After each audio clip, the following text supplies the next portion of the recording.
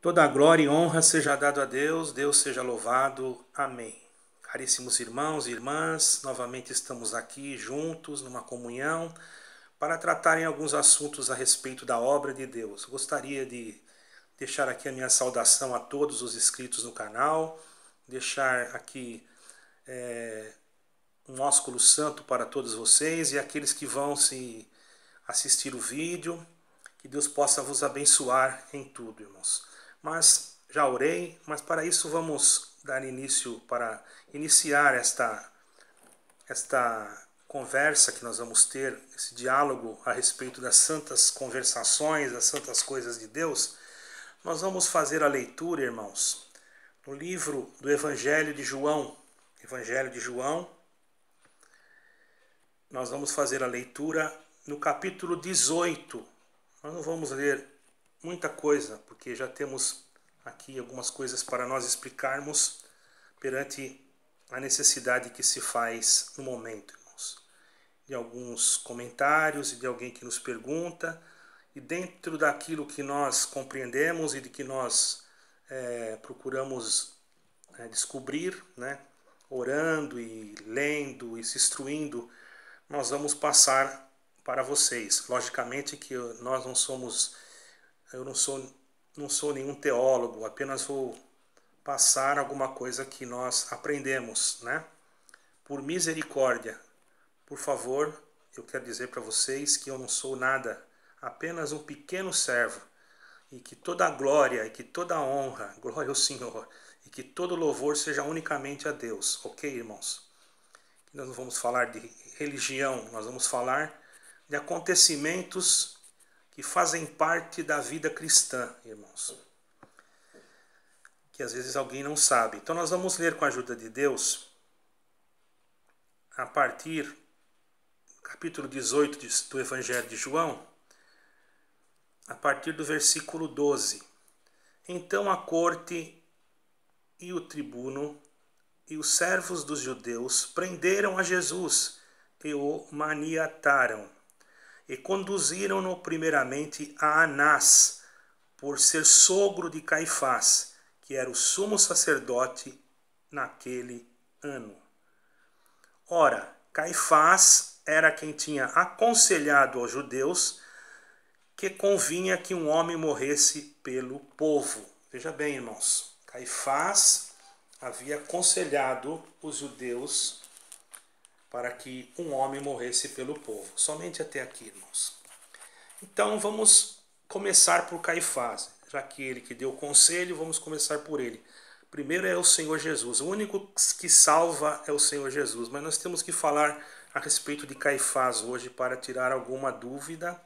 E creio que vai ser muito útil para todos.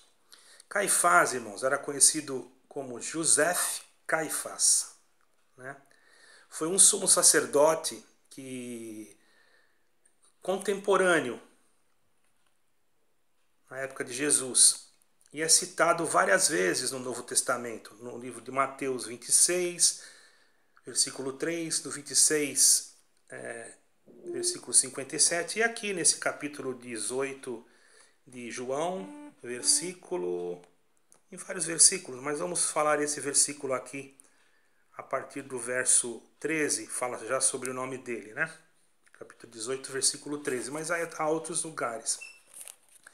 Existiu na época, irmão, um historiador que chamava José Flávio. Já li sobre esse historiador, certo, irmãos?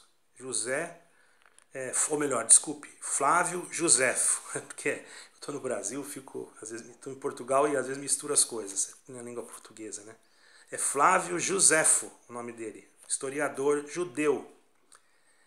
Ele disse que Caifás tornou-se sumo sacerdote e ele tinha muita propriedade naquilo que ele falava, porque ele viveu na época. Então ele diz que o sumo sacerdote tornou-se sumo sacerdote no ano 18. Foi nomeado por Valélio Crato, que foi deposto por Vitélio em torno do ano 36. Irmãos, prestem bem atenção.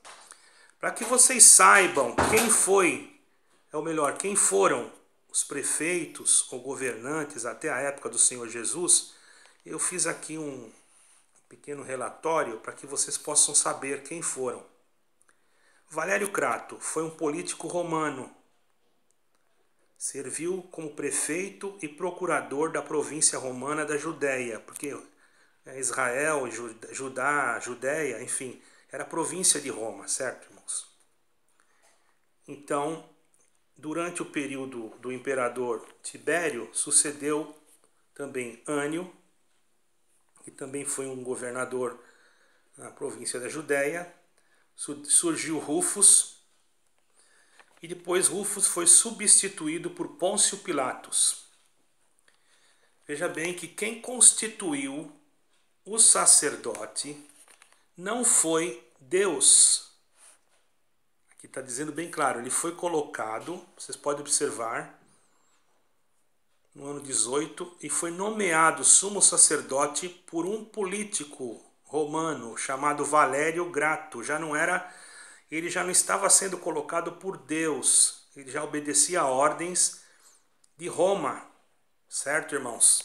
Os irmãos observem, para os irmãos entenderem, às vezes as pessoas não compreendem isso. Ele era um judeu, mas ele não estava ligado ao povo judeu, ele estava obedecendo ordens romanas. Isso vocês vão entender. Então, irmão, dentro desse contexto que está escrito, bendito é o nome santo do Senhor, para vocês entenderem, Caifás, ele agia de uma forma muito política. Ele era casado com a filha de Anás, que também já tinha sido sumo sacerdote. Então isso tudo era uma jogada política, irmãos, porque ele não queria ele casando com a filha do outro que tinha sido sumo sacerdote, que também foi colocado politicamente. Não tinha mais aquela pureza na época que existia, irmão, no início, que eram ordenados, que descia o azeite sobre a cabeça de Arão. Não está escrito lá no Salmo 136, é como óleo precioso que desce sobre a cabeça. Existia uma unção, aqui já era uma colocação humana, tinha mudado já, entende, irmão? Já havia uma contradição daquilo que nós conhecemos nas Sagradas Escrituras. Eram colocados de acordo a cabeça de um governante, aquele que lhe faria, vamos supor, o governante achava que aquele seria bom para ele, porque ele ia controlar, porque o povo judeu, ele acreditava muito no sacerdote. Tudo que o sacerdote falava, eles eram como uma massa de manobra, irmãos. Hoje existem igrejas que fazem isso, fazem do povo massa de manobra. E o sacerdote, ele era considerado como vamos dizer assim, um representante de Deus. Imagine, o povo, tudo que ele falava, o povo tinha medo. E foi nessa época que o Senhor Jesus apareceu, né? Por isso que o Senhor Jesus, ele chamou o sumo sacerdote de parede embranquiçada, raça de víboras. O Senhor Jesus sabia que eles estavam unidos com Roma e com a politicagem de Roma, certo, irmãos? O Senhor Jesus já sabia tudo. E muitos judeus não sabiam, irmãos. Eles estavam ali, se nós formos olhar com os nossos olhos, eles estavam ali na inocência, porque eles não sabiam, eles acreditavam no que o sacerdote falava. Assim como hoje, em muitas denominações, a pessoa acredita no líder e fica com medo, às vezes, de sair, porque tem medo, que acha que aquele líder é representante de Deus, certo, irmãos? Então, Caifás era um homem tido como representante de Deus, um sumo sacerdote, era o que eles tinham aprendido, irmãos, certo, irmão? E ainda casou com a filha de Anás, que também teria sido sumo sacerdote entre os anos 6 e 15, irmão. Ficou muito tempo como sumo sacerdote. Então os irmãos imaginem, irmãos, como que ele, os irmãos podem ter uma noção de como que ele, irmão, tinha uma influência, né? Ele tinha um sogro que já tinha sido sumo sacerdote. Ele era sumo sacerdote. E ele era totalmente ligado a Pilatos e aos outros que colocaram ele, porque ele foi colocado por Valério Grato, como nós lemos aqui. Não é, irmãos? Então, isso está escrito num documento judaico, irmãos, que eu acho que é Quantitatis o nome, eu não me lembro, irmãos. É um documento judaico, certo, irmãos? Mas também está escrito no livro de Joséfo.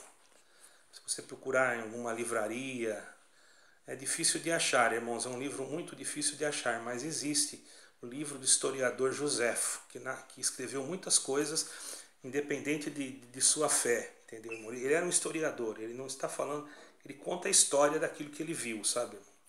Não é como a Bíblia, né? Não se substitui a leitura dele pela Bíblia. A Bíblia é a palavra de Deus, é soberana, certo, irmãos?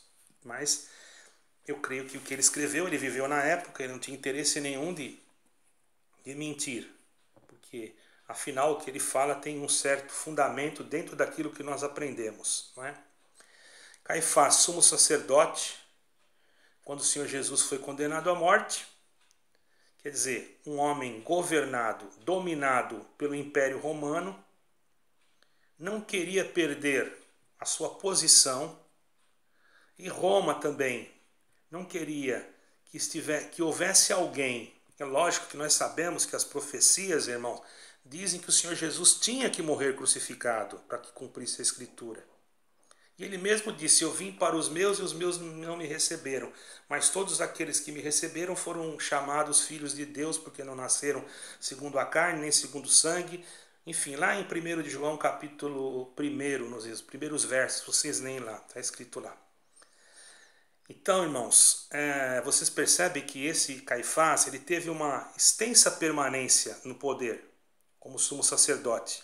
Já é um indício significativo que ele mantinha uma relação muito cordial com a administração romana. Ele tinha bastante relacionamento com Roma. E se nós formos ver nos escritos de Flávio Joséfo, nós vamos observar, irmãos, que durante as manifestações de Pilatos, irmão, houve muito insultos aos judeus, muito insultos à religião judaica. E nesse momento, houve um silêncio da parte de Caifás. Ele não falava nada, porque ele não queria se prejudicar. Os judeus iam reclamar com ele ficava em silêncio, ele desaparecia, como dizer, ele não vai falar nada, deixa que ele fale o que ele quiser, porque ele não queria perder a posição e, por certo, as regalias que ele tinha. Que imagine, ele sendo sumo sacerdote, ele já tinha regalias no templo. Por certo, até desvios de ofertas que existiam no templo, porque já era um sistema religioso, irmãos. E além disso, ainda com o aval do governador. Se ele se levantasse a favor do povo contra o governador, logicamente que o governador o destituiria do seu cargo e colocaria outro. E ele não queria isso, então ele fazia vista grossa quando algum do seu povo era maltratado. E para ele era vantagem que o Senhor Jesus fosse crucificado. E para Pilatos também. Essa história que Pilatos lavou a mão, que ele se arrependeu, vocês não... Isso, ele lavou a mão mesmo. Mas isso foi só para dizer que Roma não teve culpa, irmão. Ele foi inteligente, porque Pilatos foi um dos piores governadores que houve, procure na história, que houve em Jerusalém, na Judéia. Foi um dos piores. Ele não gostava de jeito nenhum de judeu.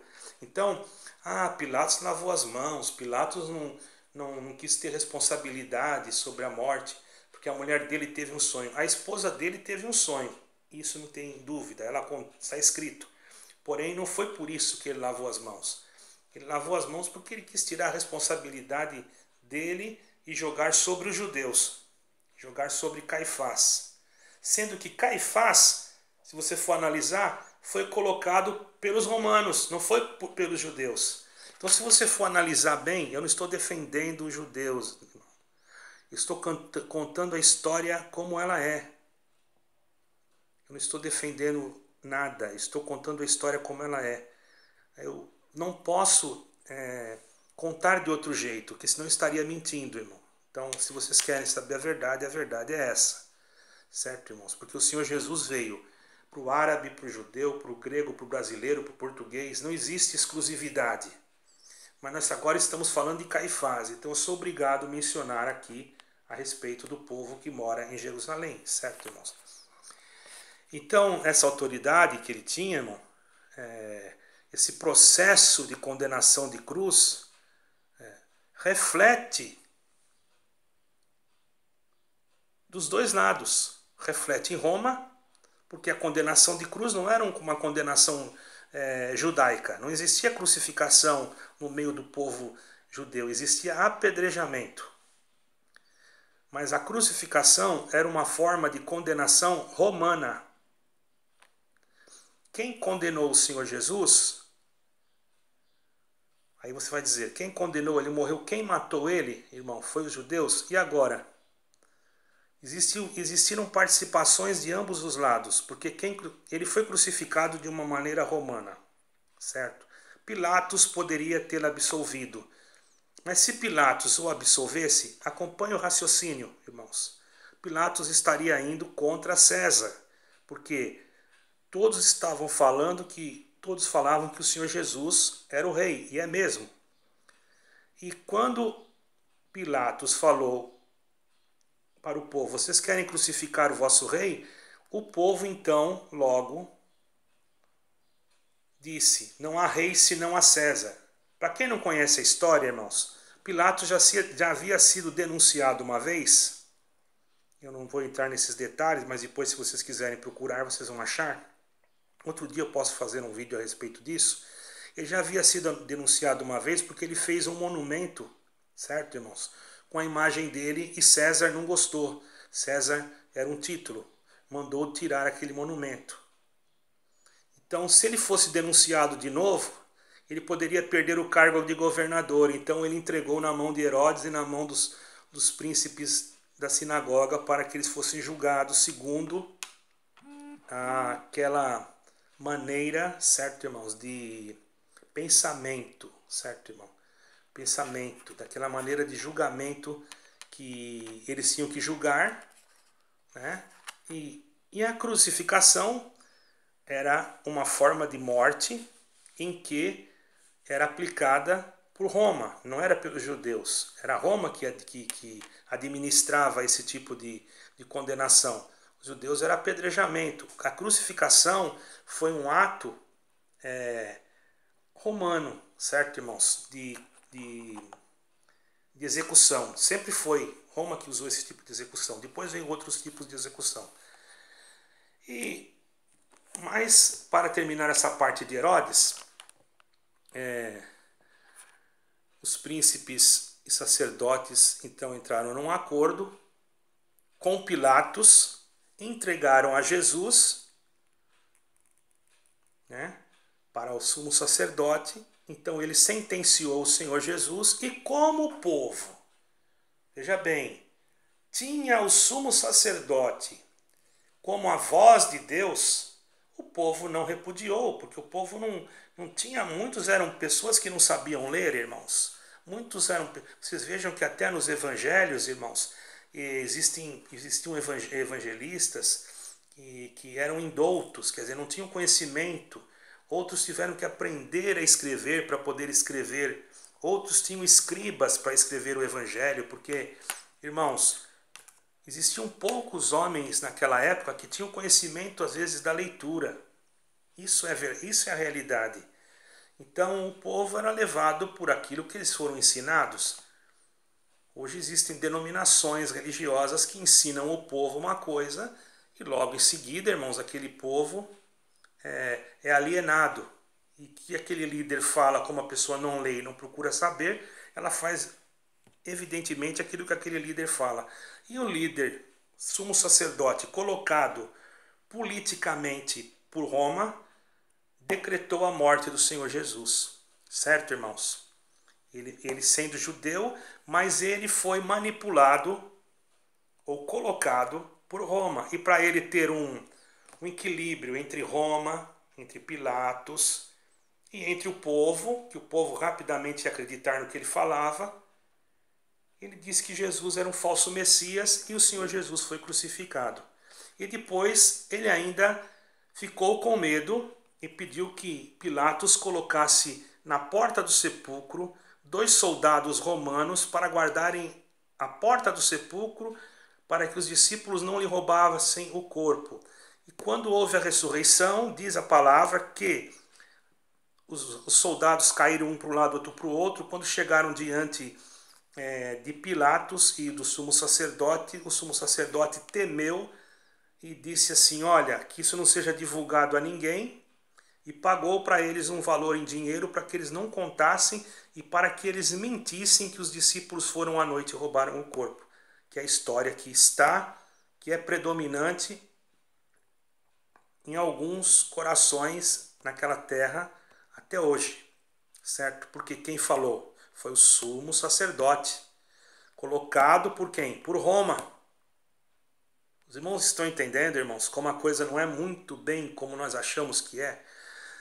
Mas onde que foi parar esse sumo sacerdote Caifás? Que na verdade o nome dele, irmãos, era José Bar Caifás. José Bar Caifás. Então chamavam na nossa língua latina, na língua Caifás, na língua portuguesa, Caifás. Mas o nome dele é José Bar Caifás. Em 1990 apareceram numa necrópole lá de Talpiot, em Jerusalém, 12 caixas de ossadas, e numa delas estava escrito uma inscrição: José Bar Caifás. Não se há, isso daí foi encontrado por volta do século I depois de Cristo, certo, irmãos? Então eu quero dizer para os irmãos que não há provas cabíveis que sejam realmente de Caifás, mas há evidências. Então, você que está me ouvindo hoje, aprenda que o único caminho que pode salvar é Jesus Cristo. E Jesus Cristo quer salvar a tua alma. Que fique essa instrução para conhecimento e para também você saber melhor sobre as Sagradas Escrituras. Eu agradeço a Deus por esta oportunidade e Deus seja sempre louvado.